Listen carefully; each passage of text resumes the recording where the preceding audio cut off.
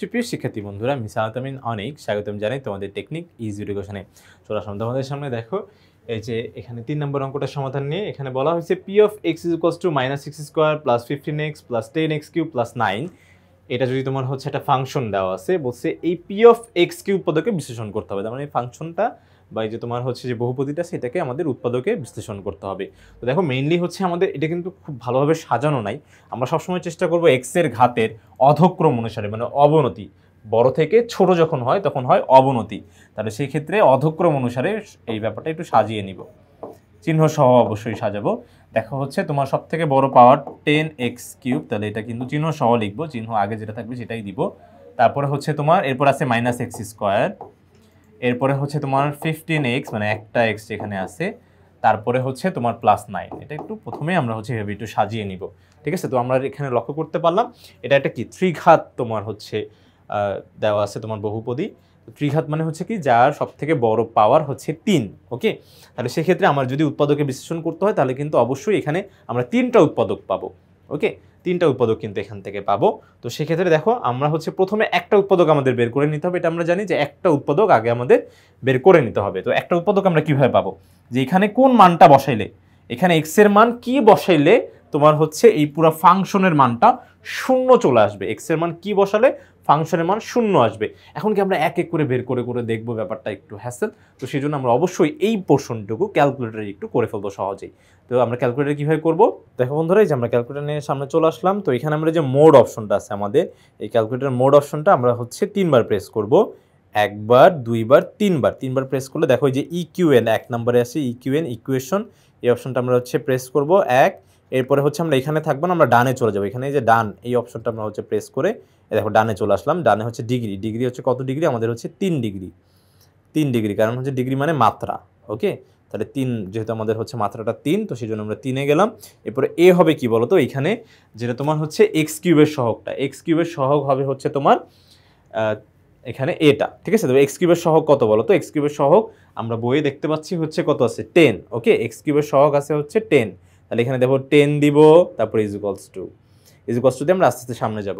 তারপর দেখো শুধু এক্স স্কোয়ার, ঠিক আছে? শুধু এক্স স্কোয়ারের সহগটা কত হবে, শুধু এক্স স্কোয়ারের সহগ চিহ্ন সহ বলতে হবে কিন্তু -1। এরপরে হচ্ছে ইকুয়ালস টু দিব, দেওয়ার পর হচ্ছে সি কি হবে বলো তো, শুধু এক্স এর সহগ, শুধু এক্স এর সহগ কত, 15। তাহলে সেই 15টা দিয়ে দিব, দেখো 15। ওকে, 15 দিব, 15 দিয়ে আবার ইকুয়ালস টু দেওয়ার পর ধ্রুবক মানটা কত, ধ্রুবক মানটা ছিল 9, সে 9 দিয়ে দিব। তাহলে কিন্তু আমরা এক এক করে, এই যে দেখো, একটা হচ্ছে যে -0.5 মানে কি, -হাফ। তো -হাফ বসালে একবার আমি শূন্য পাবো।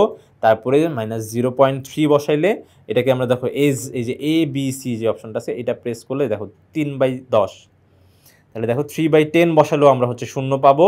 তারপরে হচ্ছে আবার দেখো ইকুয়ালস টু দিলে আমরা সামনে যাব, দেখি আরেকটা মান কি আসে, 0.3 মানে হচ্ছে তোমার 3/10, মানে দুইটা হচ্ছে 3/10 এরকম করে আসবে, আর একটা আসবে কি -0.5, -0.5। আরেকবার যাবো দেখি তো একটু, মাইনাস, এই দেখো -0.5 মানে হচ্ছে -হাফ। তাহলে -হাফ বসালে আমার কিন্তু মানটা শূন্য চলে আসবে, ফাংশনের মানটা শূন্য আসবে। এটা ব্যাক যাবো কীভাবে, যে আবার মোড প্রেস করে 1 দিলে আমরা হচ্ছে কিন্তু ব্যাকে চলে যাব। আর যাদের কাছে 991 ES প্লাস ক্যালকুলেটর আছে তারা কীভাবে করবে,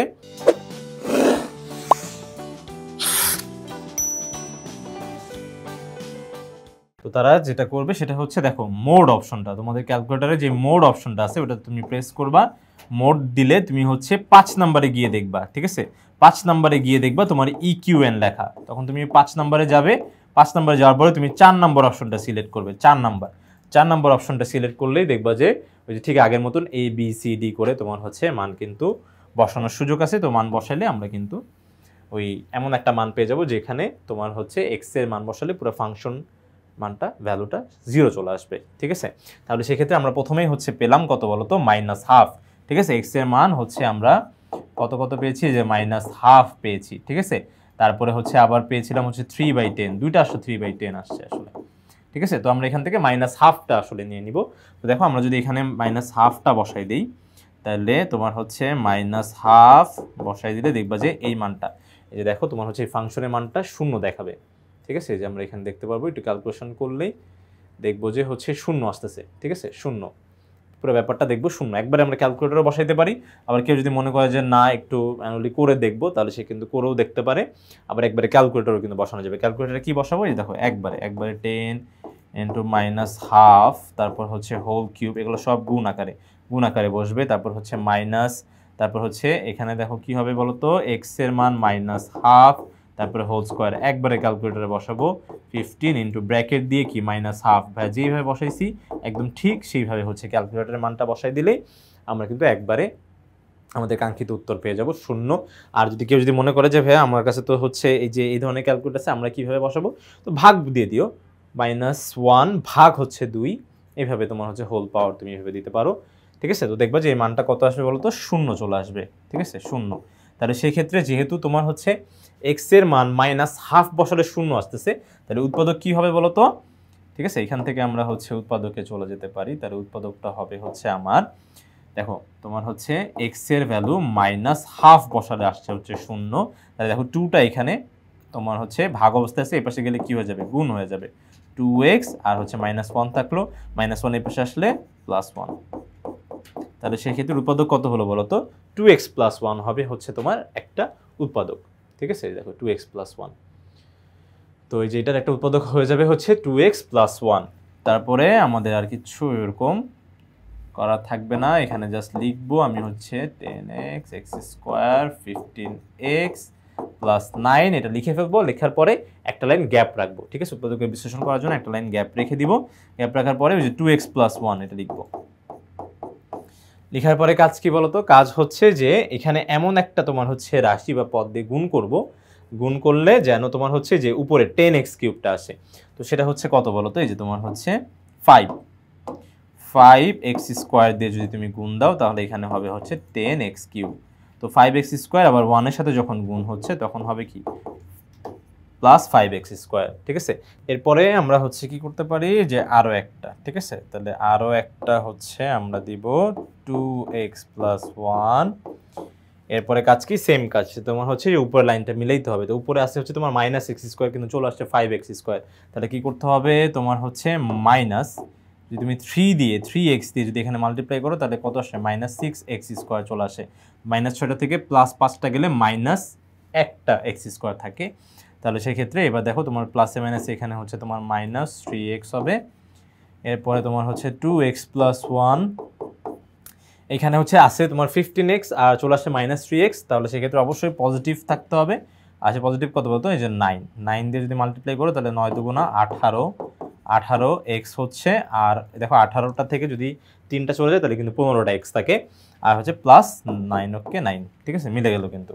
এরপর দেখো এখানে তোমার খুব সুন্দর একটা ব্যাপার হচ্ছে, সেই ব্যাপারটা হচ্ছে কি 2x + 1, দেখো 3টা জায়গায় হচ্ছে কমন চলে আসছে, তাহলে যেহেতু কমন আসছে তো কমন নিয়ে নাও, তাহলে কমন নিলে এটা কত হচ্ছে 2x + 1, আর এখানে তোমার পড়ে থাকবে হচ্ছে 5x², এখানে পড়ে থাকবে -3x, আর এখানে পড়ে থাকবে +9, ওকে। দেখো এই পর্যন্তই কিন্তু আমরা হচ্ছে করতে পারি, এর থেকে তোমার হচ্ছে বেশি এখান থেকে আর হচ্ছে আমরা আগাইতে পারবো না, ঠিক আছে। এটাই আমরা হচ্ছে এখানে অ্যান্সার ঘোষিত করে দিব যে উৎপাদকের বিশ্লেষণ হয়ে গেছে, মানে দুইটা তোমার হচ্ছে রাশির গুণফল আকারে কিন্তু প্রকাশ হয়ে গেছে। আশা করি বন্ধুরা তোমরা সম্পূর্ণ বিষয়টা সুন্দরভাবে, ভালোভাবে, স্পষ্টভাবে বুঝতে পেরেছো। পরবর্তী ভিডিও দেখার জন্য আমন্ত্রণ জানিয়ে আজকে এখানে শেষ করছি। ধন্যবাদ সবাইকে, আসসালামু আলাইকুম।